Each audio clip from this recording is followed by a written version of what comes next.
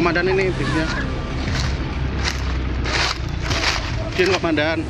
Bis Shanum komandan, plat R komandan. Plat R korban. Banyak korban komandan ini. Ini ada ya, innalillahi wa inna ilaihi raji'un. Ada yang terjepit juga komandan. Insiden kecelakaan beruntun terjadi di Jalan Provinsi Pemalang Purbalingga, tepatnya di Raya Peguyangan, Bantar Bolang, Pemalang, Jawa Tengah. Bus yang mengangkut pelajar menabrak 2 sepeda motor hingga tewas di lokasi. Sementara 5 penumpang bus alami luka serius. Korban menderita luka fraktur dan patah tulang akibat benturan keras saat insiden. Sementara 2 orang tewas atas nama Riana, 38 tahun, dan Yusuf, 14 tahun, masih berada di kamar jenazah RSUD Asari. Pihak kepolisian juga telah mengamankan sopir bus untuk dimintai keterangan. Tabrakan bermula saat sebuah bus melaju dari arah selatan menuju kota Pemalang. Di lokasi, diduga karena medan jalan yang terjal, bus langsung menabrak 2 motor yang berada di depannya. Kasus ini masih dalam penyelidikan unit Gakum Polres Pemalang untuk mengetahui penyebab pasti kecelakaan. Assalamualaikum pemirsa, bagaimana kabar Anda hari ini? Semoga sehat dan selalu semangat. Sebelum kita beraktivitas, kita update dulu yuk seputar informasi menarik agar pagi Anda lebih berisi. Bersama saya Elang Purbaya, ini dia Cakrawala selengkapnya.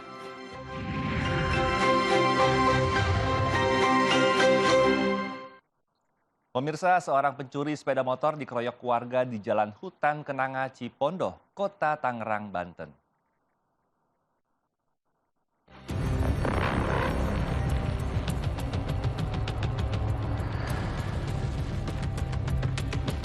Seorang pencuri sepeda motor dikeroyok warga di Cipondoh, Tangerang. Sebelum tertangkap dan dikeroyok massa, pelaku hendak mencuri 1 sepeda motor di sebuah gang. Namun aksi pelaku diketahui warga dan ia berusaha kabur. Pelaku juga berusaha melakukan perlawanan dengan menggunakan senjata tajam. Namun perlawanan pelaku dapat dilumpuhkan warga hingga pelaku diikat di sebuah tiang. Selanjutnya, pelaku diserahkan ke Mapolsek Cipondoh.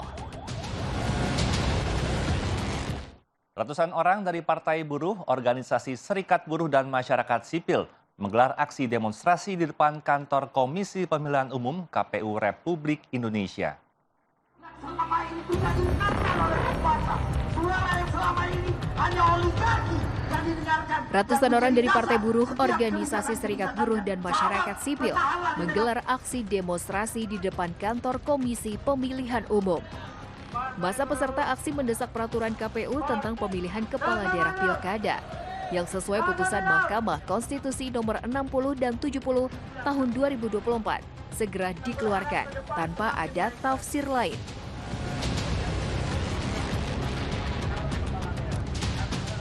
Masa khawatir akan ada upaya mengakali putusan MK soal ambang batas pencalonan dan usia minimal calon kepala daerah. Rencananya Partai Buruh dan elemen organisasi lainnya akan terus menggelar aksi demonstrasi hingga tanggal 27 Agustus di KPU dan DPR RI. Aksi juga akan digelar di kantor KPUD seluruh provinsi di Indonesia. Sementara itu pemirsa, anak dari pedangdut Macica Muchtar menjadi satu dari sejumlah mahasiswa pengunjuk rasa yang sempat ditahan dan akhirnya dipulangkan. Sebelumnya Macica Muchtar sempat mengunggah di akun media sosialnya jika anaknya belum kembali setelah pamitan akan ikut demo ke DPR.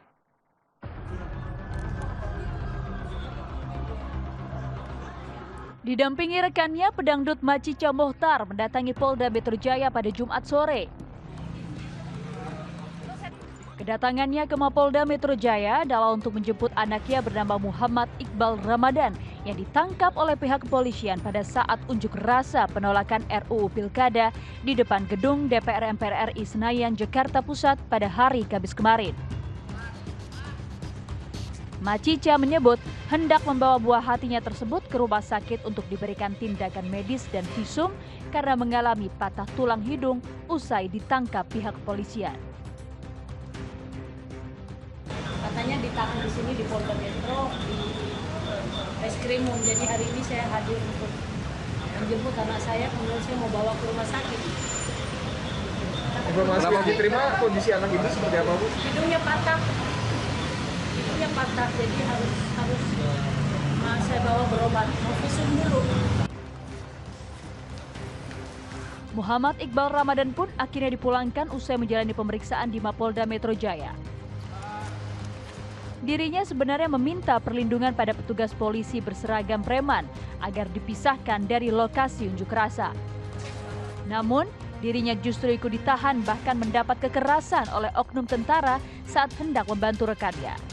Iqbal akhirnya dibebaskan setelah tak ada cukup bukti dirinya melakukan pelanggaran hukum saat aksi unjuk rasa. Tidak lama berselang saya melihat teman saya gitu yang sedang diamankan. Gitu. Jadi saya sekaligus juga saya sampaikan bahwa pas saya mau sekalian mendampingi teman saya tuh Pak yang di belakang. Nah nggak lama ada salah satu aparat yang marah-marah, saya disuruh jongkok, disuruh buka celana. Kemudian tidak lama berselang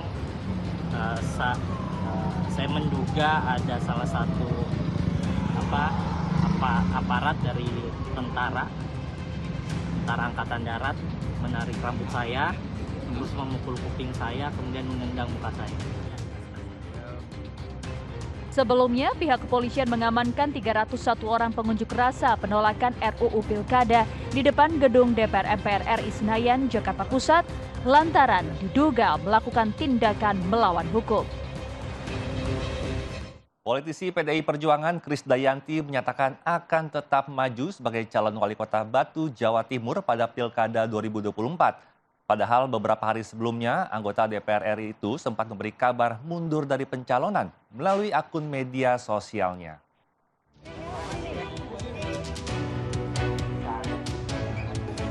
Setelah sebelumnya menyatakan mundur pada kontestasi pemilihan wali kota Batu, Jawa Timur, politisi PD Perjuangan Krisdayanti memberikan klarifikasi dan akan kembali maju menjadi calon wali kota Batu pada Pilkada 2024 mendatang. Penyanyi sekaligus anggota DPR RI itu mengaku jika pernyataan mundur yang sempat diunggah melalui media sosialnya tersebut lantaran dirinya memikirkan anak yang masih sekolah di Jakarta. Namun, Krisdayanti mengklaim jika partainya masih memberi mandat pada dirinya untuk maju dalam Pilwalkot Batu tersebut. Selain dorongan partai, Krisdayanti juga mengaku jika masyarakat Batu merasa kecewa saat mendengar kabar mundurnya sang diva.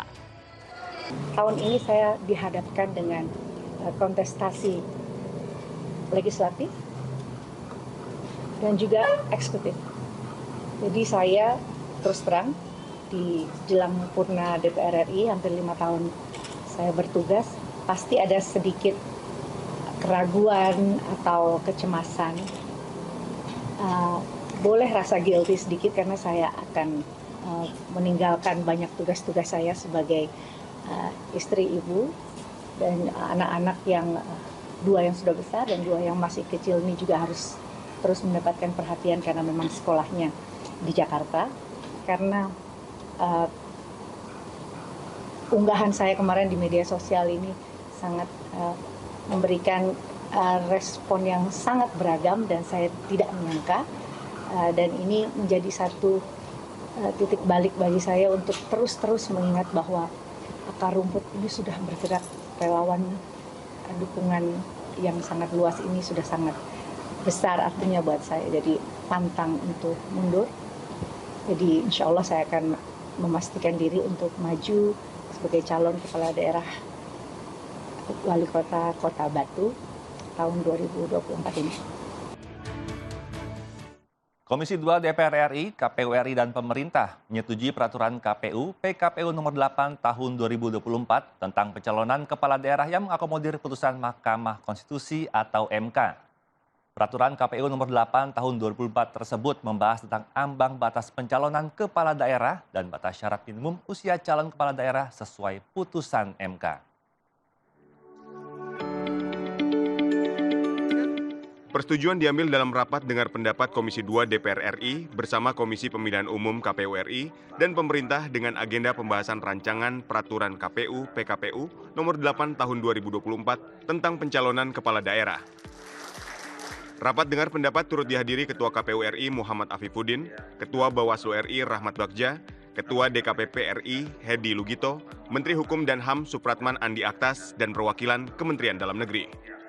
Peraturan KPU nomor 8 tahun 2024 mengakomodir putusan MK nomor 60 dan nomor 70 tentang ambang batas pencalonan kepala daerah dan batas syarat minimum usia calon kepala daerah. Jadi insya Allah tidak lagi ada keraguan, tidak ada lagi sakwa sangka, tidak ada lagi spekulasi, maka kita sudah punya peraturan yang lengkap untuk pencalonan sampai juga tentang pilkada ya 2024. Rapat dengar pendapat dimajukan dari yang awalnya dijadwalkan pada Senin 26 Agustus menjadi Minggu 25 Agustus 2024 agar KPU memiliki waktu dalam membuat aturan turunan. Semua usulan KPU, usulan perubahan untuk mengadopsi putusan Mahkamah Konstitusi 60 dan 70 sudah dilakukan dan sudah diterima seluruhnya setelah harmonisasi. Soal secepatnya karena memang saya sendiri menyampaikan agar bisa dilakukan proses secepatnya karena situasi dan kebutuhan pendaftarannya sudah semakin dekat.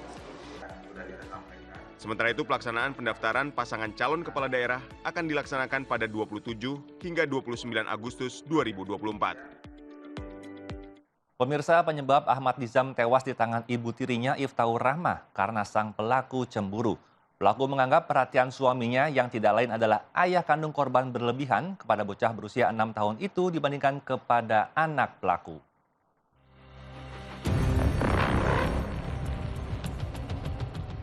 Jasad almarhum Ahmad Nizam ditemukan sudah mulai membusuk di rumah kontrakannya di Jalan Purnama Agung 7, Kelurahan Paritokaya, Kecamatan Pontianak Selatan, Kalimantan Barat pada Kamis malam pukul 18.30 waktu Indonesia Barat. Sebelum dihabisi nyawanya oleh ibu tirinya, korban pada hari Senin 19 Agustus sempat dikunci di belakang rumah dan tidak diberi makan. Hingga keesokan harinya Selasa pukul 9 pagi, kondisi korban sudah dalam keadaan lemas. Korban yang dalam keadaan lemas kemudian didorong oleh ibu tirinya membentur lantai hingga meninggal dunia. Mayat korban dibungkus dengan plastik dan dimasukkan ke dalam karung, kemudian disimpan di lorong samping rumahnya. Ibu kandung korban, Fitri Pratiwi, sangat syok atas meninggalnya putra pertamanya tersebut. Menurut ibu kandung korban, Ahmad Nizam merupakan anak yang baik dan tidak pernah berkeluh kesah selama tinggal bersama ibu tirinya. Pelaku mengaku pada ibu kandung korban, ia cemburu kepada korban. Dia merasa bahwasanya dia cemburu kalau kasih sayang Papa Nizam itu lebih besar kepada Nizam dibandingkan dengan anaknya. Secara garis besar seperti itu. Ada dendam yang terpendam di hatinya gitu, yang dia lampiaskan ke anak saya. Tapi kalau di depan Papa Nizam dia baik sama Nizam. Tapi begitu Papa Nizam dinas luar kota berapa hari, nah dia mulai tuh gubit Nizam, ngurung Nizam, gak dikasih makan, kayak gitu Pak. Dan itu diakui pada kemarin malam pada pertemuan Mbak dengan dia? Iya, dia ngaku tentang apa yang dia lakukan sama Nizam. Saya juga berkomunikasi secara baik ya pada saat depan penyidik ya. Saat ini kasusnya sudah ditangani oleh pihak kepolisian dan sedang dilakukan rekonstruksi. Warga yang menyaksikan proses rekonstruksi melampiaskan kekesalan atas kekejaman pelaku dengan menyoraki pelaku saat digiring petugas. Kita ke berita lainnya. Pemirsa, banjir bandang menerjang kawasan Rua, Kota Ternate, Maluku Utara. Peristiwa ini terjadi pada Minggu dini hari sekitar pukul 4 waktu Indonesia Timur. 11 orang warga dilaporkan tewas tertimbun dan sejumlah rumah warga rusak diterjang banjir bandang.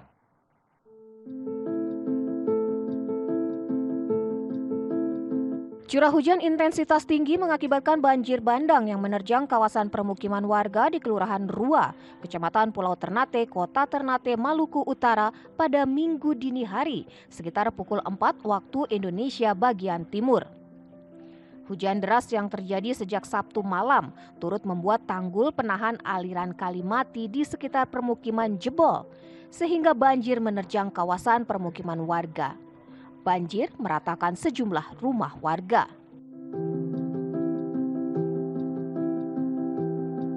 Sejumlah rumah warga tersapu luapan banjir juga tertimbun material lumpur dan dilaporkan 11 orang warga ditemukan meninggal dunia oleh tim SAR gabungan TNI Polri, Basarnas, dan BPBD.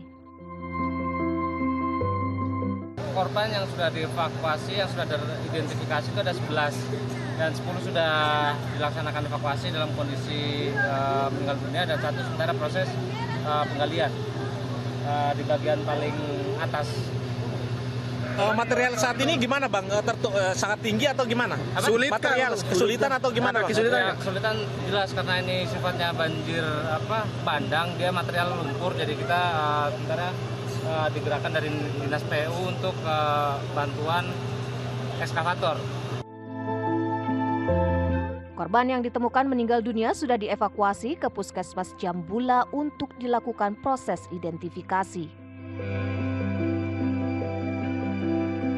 Banjir bandang yang menerjang Kelurahan Rua, Kota Ternate ini juga membuat akses jalan utama terputus dan tidak dapat dilintasi. Hingga kini tim SAR gabungan beserta warga dan relawan masih berupaya melakukan pencarian dan penyelamatan korban dari peristiwa banjir bandang ini.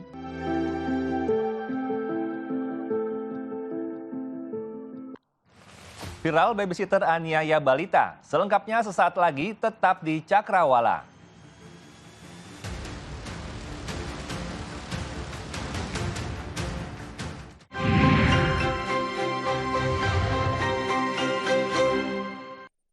Terima kasih Anda masih setia menyaksikan Cakrawala bersama saya Erlang Purbaya. Pemirsa, sebuah video viral memperlihatkan seorang pengasuh tega menganiaya 2 balita yang diasuhnya di Kota Palembang, Sumatera Selatan.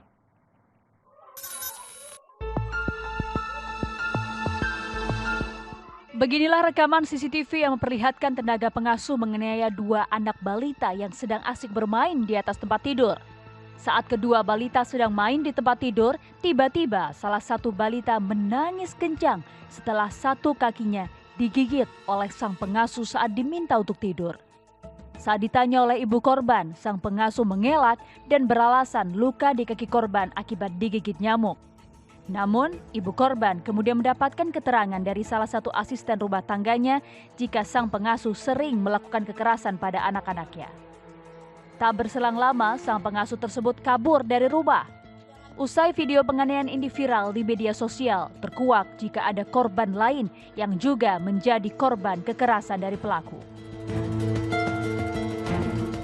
Sudah ketahuan itu, marahlah mama tadi kan, pas sudah 2 hari yang lalu ketahuan KM, marahlah langsung ditanya mama, oh ini katanya apa namanya, gigit Uma ya? Tidak katanya, tidak nih, aduh kalau CCTV. Nah, ada tahu kak langsung bering ke si apa namanya, baju dia pakaian dia langsung lari dia nggak. Sudah pas dicek kan tidak aktif lagi nomornya, pas orang cek di WA, sudah ada kaca lagi WA dia tuh dia dicek lagi hapusnya akunnya. Nah pas sudah berita viral, ini apa namanya ternyata aduh banyak juga korban dia sudah 3 wong. Katanya kemarin pernah begawe juga sama aku mbak, kami cek itu juga masalahnya cuma tidak sampai yang gigit katanya. Cuman ini beda naruh anak aku di pojok tempat ketinggian cek teman mbak, bertahun aku belum bisa berjalan. Ibu korban akhirnya melaporkan kejadian tersebut ke Polda Sumsel. Viral di media sosial, seorang bapak di Pagar Alam, Sumatera Selatan tega melukai anak tiri perempuannya dengan senjata tajam dan juga kerap melakukan KDRT kepada sang istri.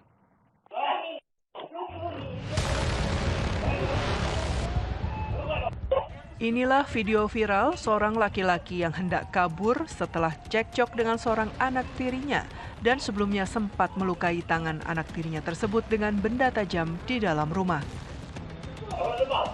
Dalam video rekaman CCTV tersebut, tampak seorang laki-laki yang bernama Leonardo masih memegang senjata tajam jenis pisau dan hendak pergi mengendarai sepeda motor. Namun pelaku dihalang-halangi oleh ibu korban karena motor tersebut mau digunakan untuk membawa anak perempuannya yang terluka ke rumah sakit untuk berobat. Peristiwa ini terjadi di Dusun Pagardin, Kecamatan Dempo Utara, Kota Pagar Alam, Sumatera Selatan pada minggu lalu. Telah terjadi dugaan penganiayaan di mana telah viral di beberapa medsos, di mana kejadian pada hari Minggu. Kemudian kami melaksanakan olah TKP dan pemeriksaan saksi-saksi. Kemudian diduga bahwa pelaku bernama atas nama Leonardo. Satreskrim Polres Pagar Alam saat ini sudah menetapkan pelaku sebagai tersangka dan menerbitkan daftar pencarian orang untuk memburu pelaku. Akibat jembatan penghubung antar desa dan kecamatan ambruk dihantam kapal tongkang bermuatan batu bara. Ratusan pelajar dan warga terpaksa harus menyeberangi sungai dengan menaiki perahu atau kapal patroli di Musi Banyuasin, Sumatera Selatan.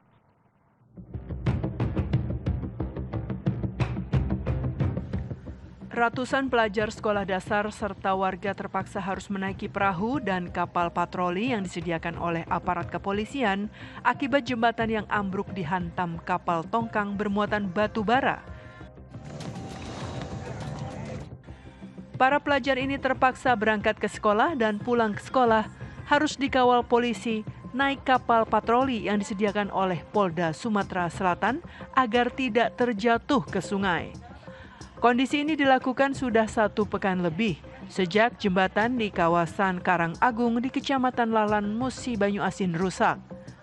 Setiap hari, warga tidak bisa melakukan aktivitas seperti biasa kecuali harus menyeberangi sungai dengan menggunakan kapal patroli atau perahu sampan.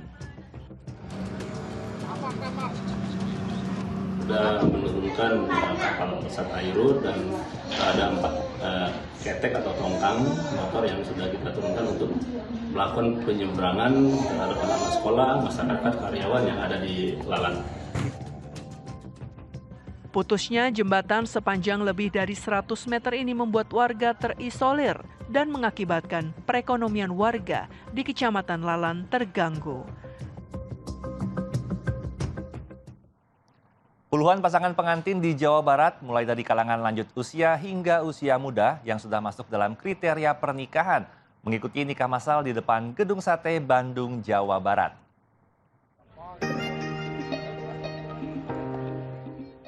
Sebanyak 37 pasangan pengantin warga Jawa Barat mengikuti nikah massal di depan Gedung Sate, Kota Bandung, Jawa Barat. Nikah massal diikuti mereka yang sudah memiliki syarat dalam kriteria pernikahan. PJ Gubernur Jawa Barat ikut menjadi saksi saat ijab kabul atau akad nikah terhadap 37 pasangan pengantin. Puluhan pasangan ini tidak dipungut biaya apapun, bahkan mereka mendapatkan uang untuk bekal berumah tangga. Akad nikah 37 pasangan ini disaksikan warga Jabar baik secara langsung maupun virtual. Sebagaimana umumnya prosesi akad, para pengantin yang mengikuti nikah massal juga berias layaknya pengantin pada umumnya, serta ditemani saksi dan penghulu. Yogyakarta dikenal memiliki beragam warung kopi dan tempat nongkrong yang unik. Salah satunya kafe bernuansa museum motor yang memiliki koleksi puluhan motor antik hingga kekinian.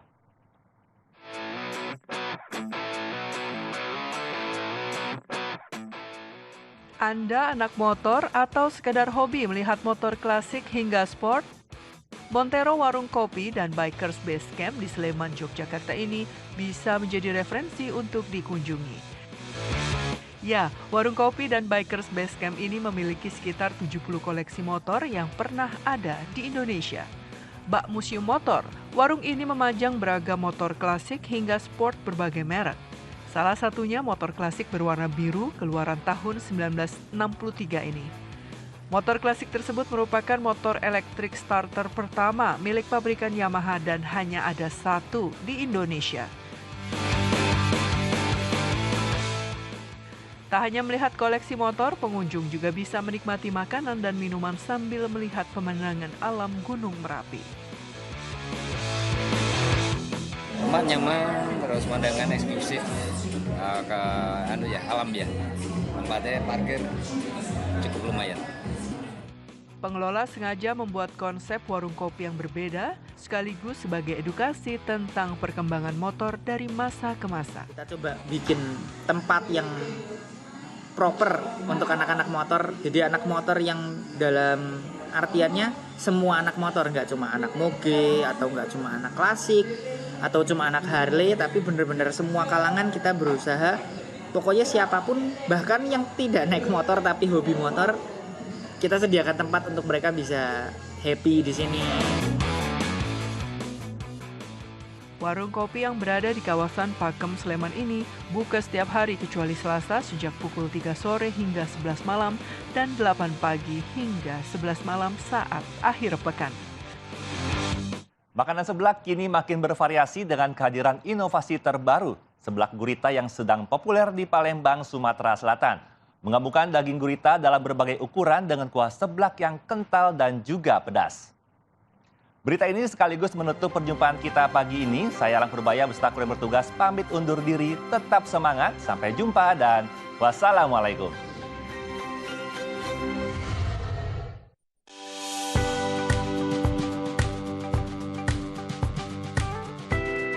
Meta Monica menciptakan seblak gurita karena tingginya minat masyarakat terhadap kuliner pedas. Daging gurita yang empuk dipadukan dengan kuah seblak yang pedas dan kental memberikan sensasi baru yang sangat nikmat.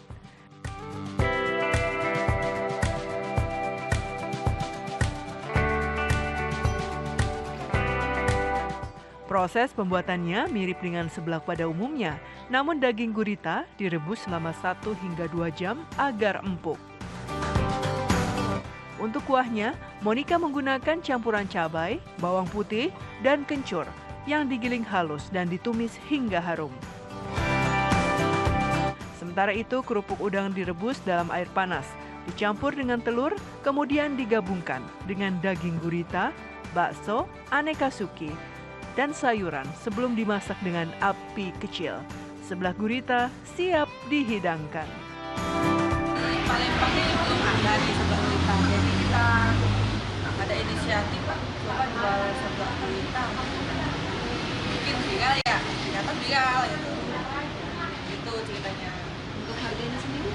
Kalau harga seblak gurita itu kita mulai dari 17.000 sampai 49.000. Ini rasanya sendiri gimana Mbak seblak gurita ini? Kalau untuk dimakan itu sensasinya baru ya, karena ini kan inovasi dari seblak. Biasanya seblak tuh macam-macam suki. Nah ini gurita tuh kan udah jarang, susah dicari. Nah untuk di Palembang sendiri nih jadi makanan favorit yang bisa dicobain untuk anak muda. Setiap harinya kedai seblak bisa menghabiskan puluhan porsi seblak gurita yang dijual mulai harga Rp17.000 hingga Rp49.000 per porsi, tergantung ukuran daging gurita.